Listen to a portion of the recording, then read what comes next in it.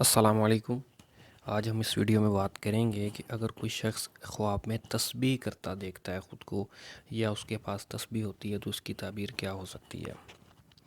اس حوالے سے حضرت ابن سیرین رحمہ اللہ فرماتے ہیں کہ خواب میں تسبیح کرنا حق تعالیٰ کے فرمان کی تابعداری ہے، اور اگر کوئی خواب میں دیکھے کہ وہ تسبیح کرتا ہے تو دلیل ہے کہ فرمان حق کا مطیع ہوگا اور غم و اندوہ سے نجات پائے گا۔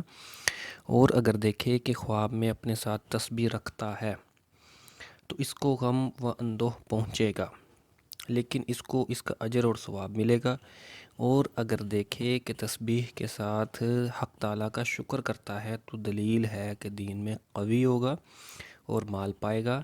اور اگر یہ خواب کوئی والی ملک دیکھے تو دلیل ہے کہ اس کا ملک آباد ہوگا۔ مطلب یہ ہوا کہ تسبیح کرنا، خواب میں دیکھنا ہر طرح سے فائدہ مند ہے۔